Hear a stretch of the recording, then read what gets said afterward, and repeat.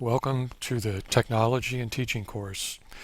I'd like to give you a brief overview of the course in D2L so that you can get started right away and hopefully get through the course pretty quickly because the summer session moves very fast. So starting with the content area in the course, you'll see first of all that um, the syllabus section includes a written course introduction and overview, an overview of the course assignments, plus the syllabus that you can download and print out if you like, and the schedule for the course. Be sure to note that to keep on top of the course assignments, you can use the calendar feature that you'll find up in your upper menu. It doesn't show on mine here, but it's there. And it shows all of the assignments, including the discussions and when they're due.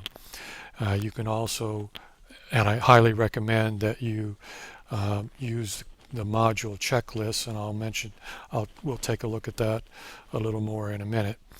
First of all, looking at the course introduction and overview. In this section, I've pretty much presented the overall philosophy for this course on technology and teaching. Be sure to read this closely, and if you're not sure about anything here, feel free to ask questions and I'll be glad to explain things in more detail.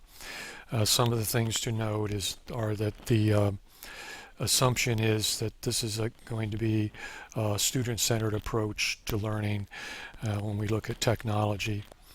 Other things to consider are the philosophy behind using educational technology and engaging students, motivating students. Just to mention before I forget, there's a discussion here on finding resources and taking advantage of your national teaching organizations, and I have included those national organizations in the links section, so be sure and take a look there. See that the organization that represents your contact area or specialty is there. If you don't find something there that represents your content area or specialty, please let me know and either tell me what the national organization is, or I'll look for it and include it in the links.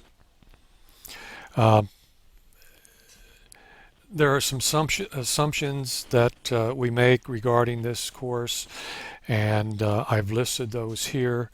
It's very important that you're aware of these assumptions, and if you're not sure about any of these, be sure to take a look at the resources that I've linked here, and then if you still have questions, please get back to me. But one of the things, the first item here is on the cultural diversity of modern classrooms and the need to be a culturally responsive teacher. If you're not familiar with this culturally responsive teaching aspect, be sure to take a look at this online article. The second assumption is, as I mentioned earlier, that we take a student-centered approach to learning. If you want to brush up on that aspect of teaching and learning, there's a link to an online module about that. The third assumption is that you're capable of pretty much using the basic technology skills. I assume that you're capable of using email, doing basic internet searches, and using the programs in Microsoft Office, Word, of course, PowerPoint. That assumption is pretty much that most people have been able to create their own PowerPoint presentations.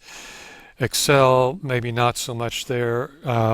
Sometimes these courses will show you how to do grades in Excel, but for the most part, when you get a teaching position, there's going to be the school, the district is going to have their own grading program that you'll be using, and there are a variety of those, but the assumption is you'll be able to learn those when you're able to get into those programs. The fourth assumption is that we're trying to work more with students in developing their thinking skills and their ability to think. In other words, the metacognitive skills that they need to become better learners. That includes, of course, critical thinking, creative thinking. It's pretty much a constructivist approach. There are aspects of that involve situated learning and project-based learning, which we'll discuss more in the course. But to review these, I've linked some of the action terms related to Bloom's taxonomy, and you should be familiar with Bloom's taxonomy, and you'll find more information in the course about that.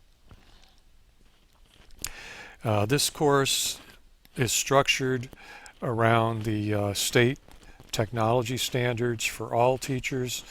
There's 5 of these standards, so the 5 module in the course are based on these 5 standards.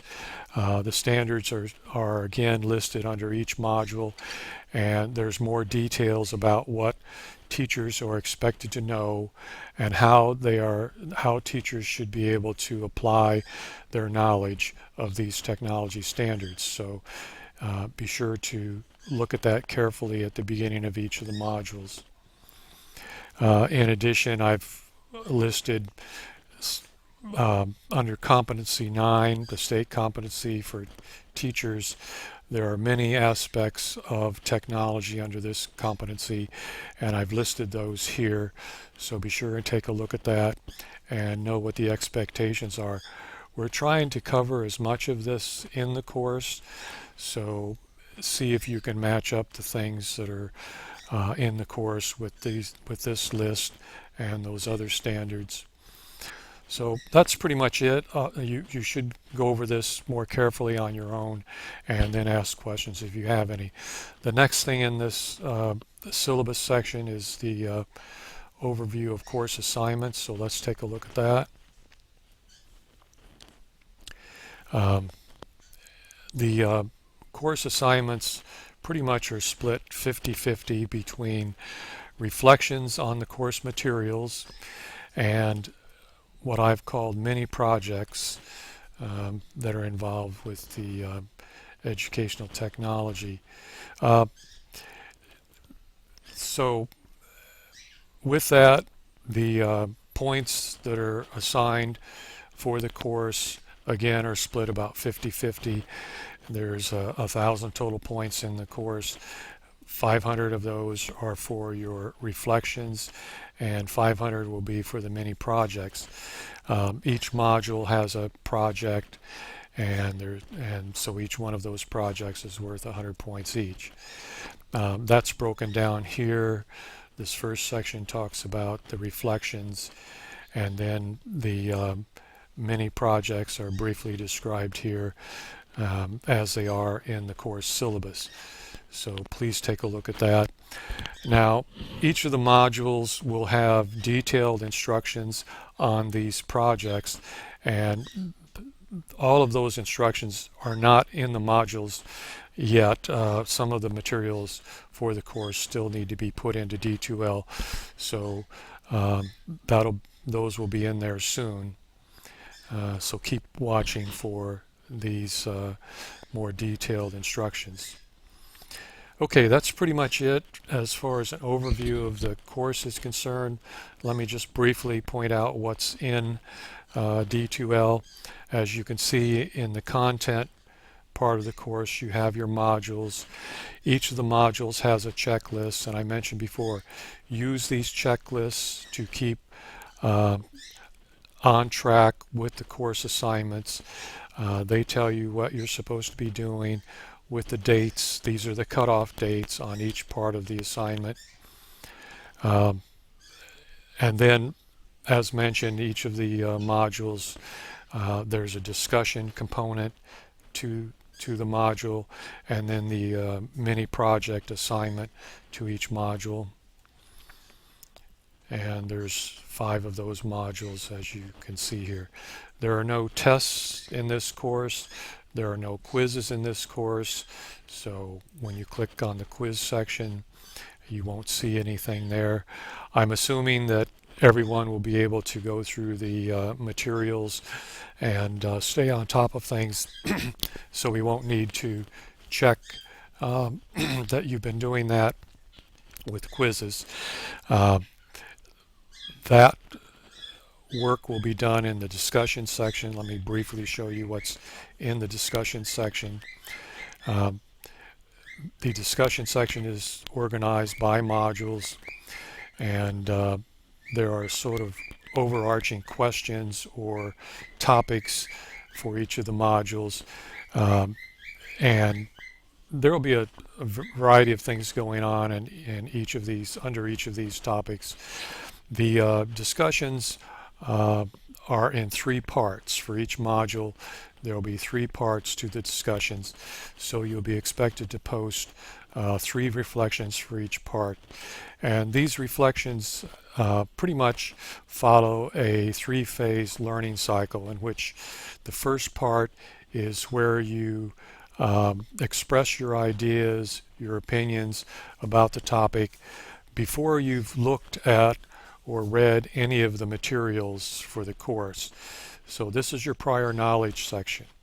And as you see in this first module, I've provided you with some focus questions to help you express your ideas about the topic. In this first section, we're dealing with the issue of why we use educational technology in teaching.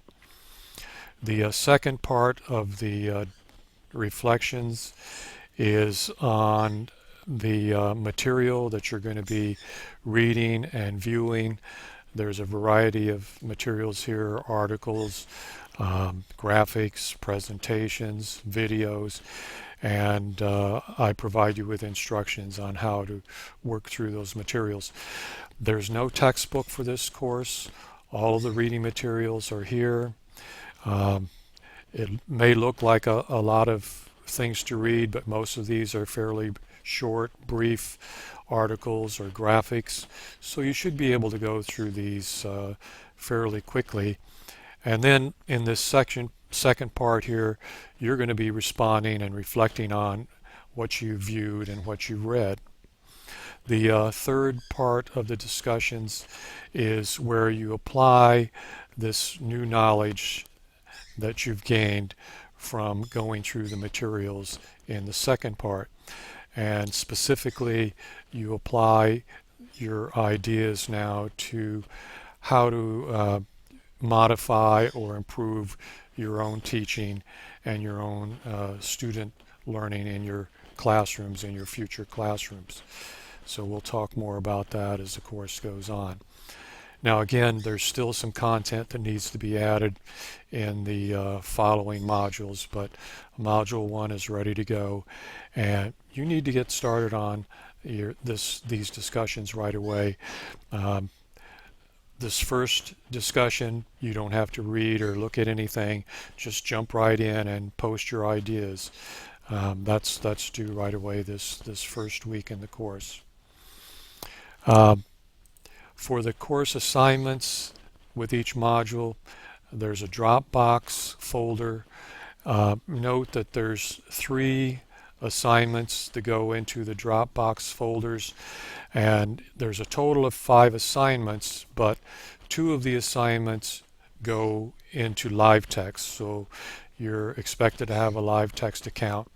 And in Module 3 and in Module 4, you'll be submitting those assignments to the live text account, and they'll be evaluated in live text.